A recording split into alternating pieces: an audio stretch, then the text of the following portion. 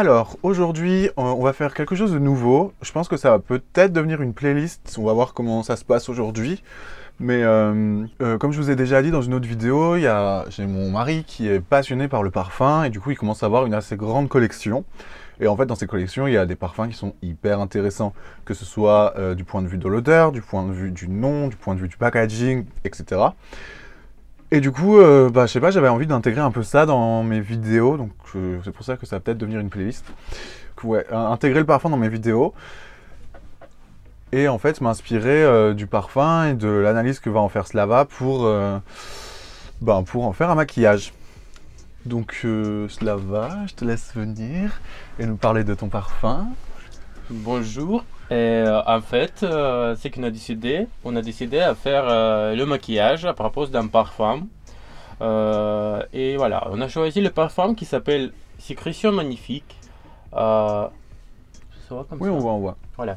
C'est le parfum d'une marque État Libre d'Orange. C'est la marque française qui est très intéressant parce qu'ils font des parfums, proposent de thèmes différents, proposent des histoires différentes. Par exemple, ce parfum, c'est fait à propos de la sécrétion corporelle d'un être humain. Oui. Voilà. Enfin, la salive, la sperme, du sang aussi. Et à mon avis, ça sent vraiment très intéressant. Bizarre, on dirait. Je pense que c'est vraiment le truc, le parfum, le dur que vous avez jamais senti. Moi, j'avais jamais senti un parfum Dans comme ça, votre hein. avis, oui. Donc vraiment, je vous propose à l'essayer. C'est très intéressant comme l'expérience. C'est un peu difficile à porter Tous les jours. pour tous les jours, je pense. C'est pas vraiment le parfum pour chacun, quoi. Oui, voilà. Qu'est-ce que tu penses? Effectivement, la première fois que tu m'avais parlé de ce parfum, ça m'avait beaucoup intrigué. Ouais. Et on avait été dans le magasin et il Ah m'avait ouais. fait sentir, enfin la première fois que j'ai senti ça, j'ai eu un dégoût total. Vraiment, la chose que j'avais envie de faire, c'était d'aller me laver. Donc on est rentré, on s'est douché et j'avais l'impression d'avoir cette odeur dans le nez et tout. Et en fait, avec du recul, on l'a acheté parce que j'avais envie de la réessayer. Et Ouais. en fait, ouais, je pense que c'est un truc que tu peux porter, mais c'est plutôt un parfum que je mettrais moi en soirée très sombre. Voilà. Les parfums, c'est mon délire. J'ai les petites collections des parfums. On a pensé que c'est très cool d'avoir ça dans la collection, quoi. Ouais, De toute façon. Voilà. donc voilà. Bah écoute, merci Slava. De rien. Donc bon, on a eu la petite intro de Slava. A priori, on va essayer de faire ça assez régulièrement. Enfin, je vais voir au montage, je vais voir comment ça rend à l'écran, je vais voir si c'est pas trop compliqué et tout. Parce que bon. Mais peut-être 2 fois par mois, on pourrait faire un maquillage inspiré d'un parfum. Donc aujourd'hui, ça va encore une fois être un maquillage un peu artistique. Enfin, non pas un peu, un maquillage artistique. Je vais utiliser une technique que j'ai essayée pour faire pour faire des fonds verts sur des visages, enfin bref, des travaux que j'ai fait dans mon travail d'artiste plasticien. Et c'est pas hyper évident, donc voilà, je vais voir comment je vais m'en sortir aujourd'hui. Donc effectivement, comme Slava il disait, c'est un parfum qui est hyper particulier, qui est hyper corporel, qui vraiment, il donne une impression de moiteur, de choses mouillées, mais pas le mouillé marin, tu vois, genre vraiment le mouillé un peu renfermé. En même temps, c'est assez intéressant comme odeur. J'avais jamais senti un parfum qui était comme ça. J'ai l'impression que ça ressemble un peu à l'odeur des châtaigniers. Je ne sais pas si vous avez déjà essayé d'aller dans une forêt de châtaigniers quand ils sont en fleurs. Ça a vraiment une odeur hyper corporelle, sperme quoi, genre vraiment très sécrétion. Donc j'avais envie et je sais pas, les couleurs qui me viennent quand je sens ce parfum, c'est vraiment un violet très pâle, un vert un peu bleu, quelque chose de à la fois mat et en même temps hyper brillant. Donc voilà, je vous propose qu'on essaie de faire ça ensemble et puis go! Alors pour commencer, je vais mettre 2 bases sur mon visage parce que j'ai vraiment envie de faire une couche entre le teint que je vais faire et ma gueule. Donc du coup, la première que je vais mettre, c'est la base de Sienne, la contouring, qui est un peu rose avec des paillettes. Et par-dessus, je vais mettre la mat de Kiko. Et je vais vraiment aller jusque dans mon cou. Ah, je fais un peu mes boucles d'oreilles aussi. Ok, donc maintenant, je vais venir mélanger un fard gras avec du fond de teint. Donc du coup, je vais prendre le violet qui est là. Et je vais en prendre vraiment pas beaucoup avec un petit outil spatule comme ça. Et je vais le mettre dans un petit capuchon pour pouvoir travailler facilement. Et en fait, je vais venir rajouter du fond de teint au fur et à mesure dedans pour pouvoir tout bien travailler. Je vais faire un mélange avec un pinceau ferme et genre comme ça. Après, je mettrai ça avec une éponge. Tu fais ça jusqu'à ce que tu aies la couleur que tu veux. Et du coup, je vais mettre le Kiko Lost in Translation. Non, Lost in Amalfi. Je sais pas ce que c'est. Une île peut-être. Et en teinte 1. Je trouve il est hyper clair. Par contre, il a une odeur incroyable. Mais 2 gouttes. Comme ça. Et je mélange. Et du coup, je vais faire ça jusqu'à ce que la couleur me convienne et que j'ai assez de matière pour faire tout mon visage. Donc voilà, maintenant j'en suis là. Et j'ai exactement la couleur que je voulais, qui est un violet très clair, un peu corporel, je trouve. Enfin, corporel, je me comprends. Et du coup, je vais en poser un peu partout sur mon visage. Ok, et le reste, ce sera pour mettre dans mon cou. Et du coup, je prends une éponge. Donc du coup, encore une fois, oh, si j'ai réussi à la revoir. Je l'ai fait bouillir dans une casserole avec de la lessive. J'ai fait en sorte qu'elle absorbe beaucoup. Ensuite, j'ai laissé reposer et je l'ai passé à la machine et genre, j'ai récupéré les couleurs. Bon, ça a un peu défoncé, hein, mais... Et on y va. Là, ça va me prendre une éternité parce que vraiment... Le fard gras, c'est pas le truc qui se travaille le plus facilement. Donc, j'en ai mis dans mes oreilles, maintenant dans mon cou. J'hésite pas les sourcils aussi.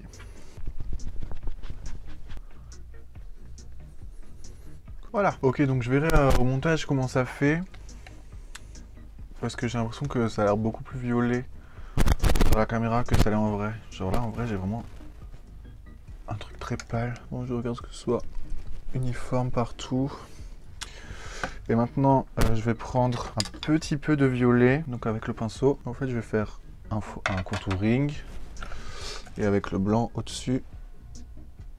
Vraiment, pas besoin d'en mettre beaucoup. Hein. Ça marque très bien.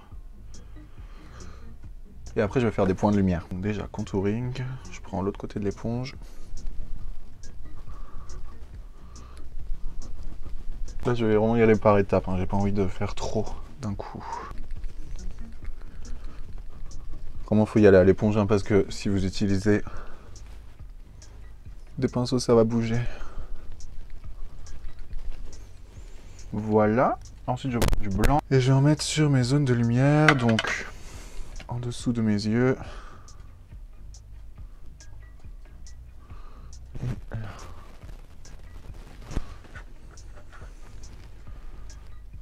Toujours en fard gras, on est d'accord. J'intègre ça.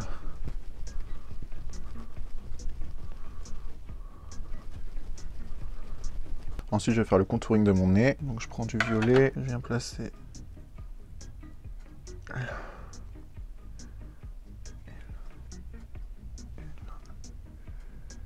Et j'intègre. Donc maintenant, j'ai un peu la flemme en fait de gâcher ma poudre libre, enfin d'utiliser ça parce qu'il va falloir que j'en utilise beaucoup pour fixer ça. Donc du coup, je vais prendre celle-là que j'aime pas spécialement, qui est transparente. Et du coup, je la prends sur ma houppette, sur la houppette fournie, et je vais en mettre partout, partout. Mais vraiment, il faut en mettre beaucoup là, beaucoup, beaucoup. Genre, j'aime pas cette poudre, elles sont la vieille. Genre, elles sont transparentes, hein. C'est la teinte translucente. J'avais pris du talc aussi au cas où cette poudre convenait pas.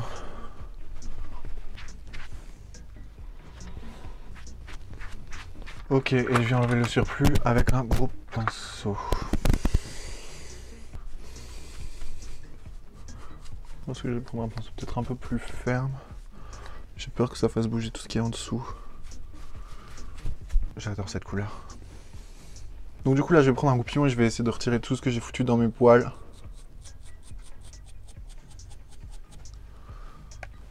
Je vais aller chercher mon fixateur.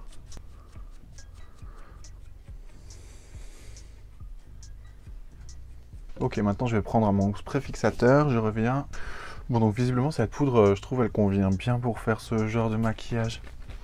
Et du coup je prends mon spray et j'en mets partout. Voilà, et je prends le derrière de mon éponge. Et je viens tout unifier. Et je sèche. Donc maintenant je vais continuer avec mon teint. Je vais prendre ça.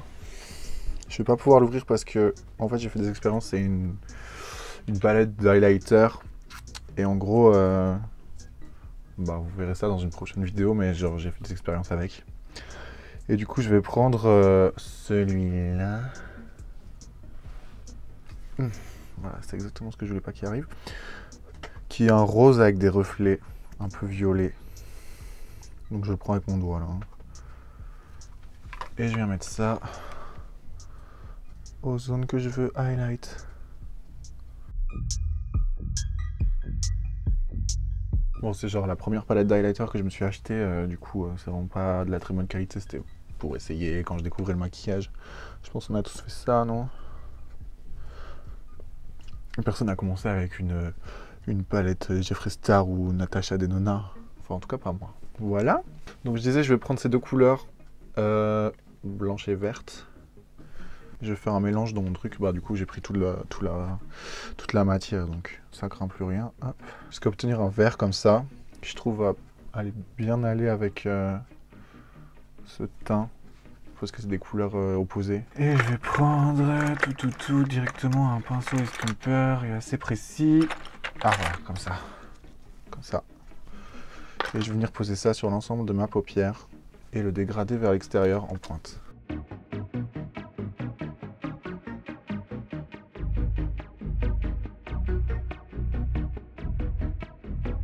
Et maintenant je fais pareil de l'autre côté. Donc maintenant je prends la couleur Scandal Water de ma palette Bloodlust de Jeffree Star. Attendez, je sais pas si vous avez bien vu. Hop, celle-là. Et je vais prendre ça avec ça. Et je vais le poser sur la partie externe de ma paupière mobile.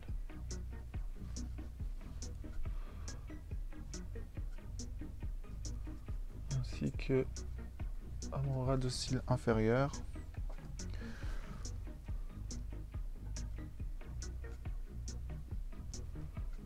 Et ensuite je vais le dégrader en suivant la forme que j'ai faite.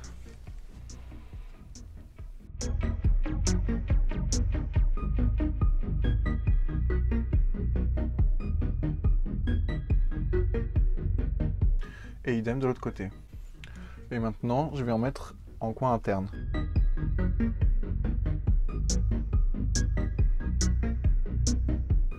Je rejoins mes deux formes sous mon sourcil.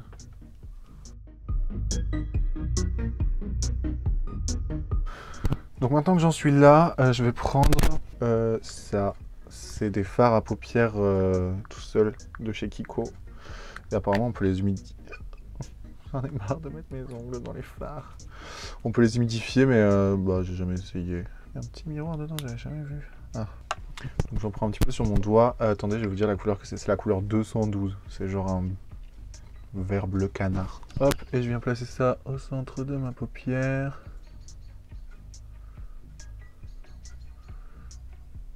J'hésite pas à dégrader sur les côtés. Et idem en dessous. Ok, et après je vais prendre avec mon petit doigt la couleur Beauty Sleep. Et je vais mettre ça dans mon coin interne. Et je vais mettre ça avec un pinceau. Je vais prendre mon 53 de chez Kiko. Et je rejoins juste le vert, jusqu'au vert.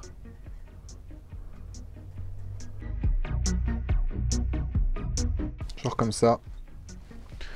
Et je viens prendre la couleur Exécutionneur, toujours de la palette de Jeffree Star, donc qui est le noir. Et je viens faire une sorte de liner. Voilà, je fais pareil de l'autre côté. Et maintenant je prends mon crayon blanc que je vais mettre dans ma muqueuse intérieure. Maintenant je vais venir brosser mes cils avec ça. Il y a eu de la base de couleur dessus. Ok, donc maintenant je vais recourber mes fossiles. J'espère qu'ils sont bien secs. Parce que sinon là, je vais les perdre en direct. Et je vais mettre un mascara. Du coup, j'utilise le Luxurious Lashes de chez Kiko. Donc maintenant, je vais essayer, je dis bien essayer, de coller des fossiles. Vous verrez certainement pas ça, puisque je vais certainement pas réussir. Première chose, on les décolle. Ensuite, on fait ça pour les détendre. Donc je prends ma colle à fossiles, qui est là. J'en mets dessus et j'attends qu'elle prenne un peu pour que ce soit plus facile à coller. Ok, maintenant je vais essayer de le poser. Je crois que je vais essayer au doigt parce que j'ai jamais réussi avec la pince à épiler. Je pense avec le doigt.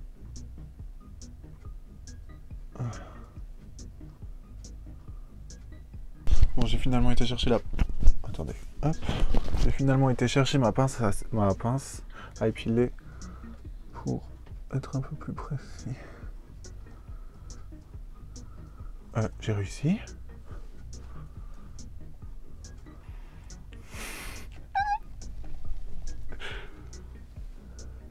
Ok, donc maintenant je vais pincer mes vrais cils avec mes faux cils. Ça me fait vraiment des yeux de biche. Là, je vais faire ça, ils vont s'arracher, non? Bon ben, je vais essayer de l'autre côté en espérant que ça se passe bien aussi. Donc voilà, maintenant que j'ai collé mes faux cils, je vais pouvoir passer aux lèvres. Donc j'ai vu une technique pour les gens nuls comme moi, pour mettre du rouge à lèvres. Donc je vais essayer ça aujourd'hui avec vous. Donc du coup je prends le 06 de Kiko. Ok, c'est bon. Donc c'est le Parme là que je vous ai dit que j'aimais bien, comme ça, en raisin. Et du coup il faut prendre un pinceau plat, faire le tour de ses lèvres avec. Enfin prendre sur le raisin et en fait, donc je prends un pinceau plat. Et en fait tu prélèves du rouge à lèvres. En fait tu fais ta forme de tes lèvres avec le pinceau. Et après tu viens en mettre dedans.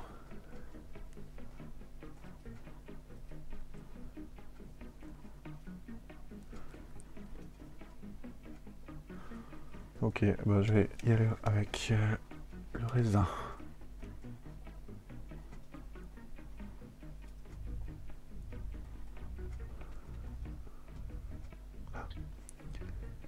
J'ai l'impression qu'il y a une jaunille dedans. Voilà. Je sais pas où j'ai mis le bouchon. Là. Et après par-dessus, je voulais mettre du gloss comme ceci. Et attendez, il y aura une dernière touche finale après ça.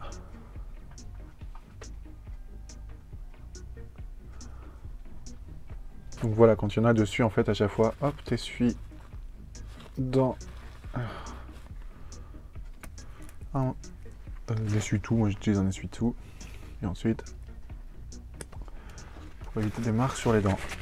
Et enfin, j'ai fait des larmes. Donc j'ai fait des larmes en colle. Oui, avec un pistolet à colle. Je mets de la colle à fossile dessus. Et je viens placer ça sous mes yeux.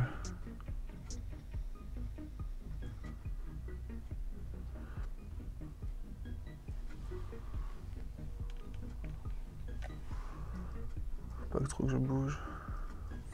Je vais attendre encore 2 secondes que ça prenne. Donc ça donne ça. Je pense que je pourrais attendre encore 2 secondes que ce soit bien sec. Et maintenant je vais prendre la couleur Wet Jewel, Will, qui est là, ce rose, avec un pinceau très souple. Et je vais venir en mettre sur la larme. Voilà. Et je vais prendre un petit fin là pour enlever cette merdouille. Donc coup de fixateur, je vais utiliser cette fois-ci le contouring for le long lasting finish. Donc c'est le truc Lidl en ce moment. Et en fait j'aime bien cela. J'en avais un kit de chez Kiko avant parce que il sèche tout de suite. Et surtout ça tient mais hyper bien.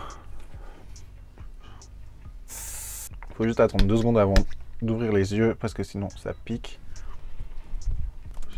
Je vais enlever un peu l'alcool. Et voilà pour le look final.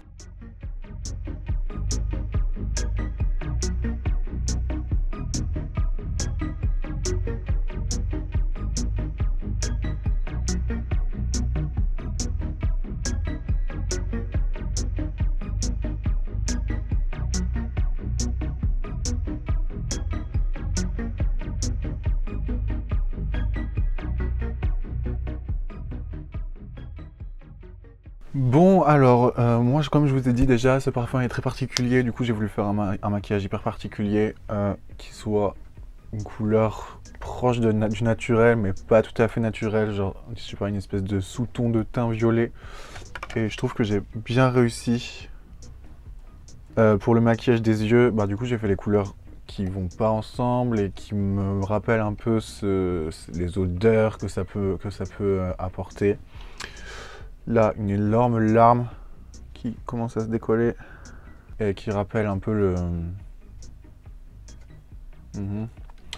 J'ai réussi à coller des fossiles pour la première fois de ma vie. Alors je sais pas si c'est hyper bien fait, mais en tout cas je suis hyper fier et je pense que je vais prendre le coup de main au fur et à mesure. Dans tous les cas, moi j'aime beaucoup le maquillage que j'ai fait.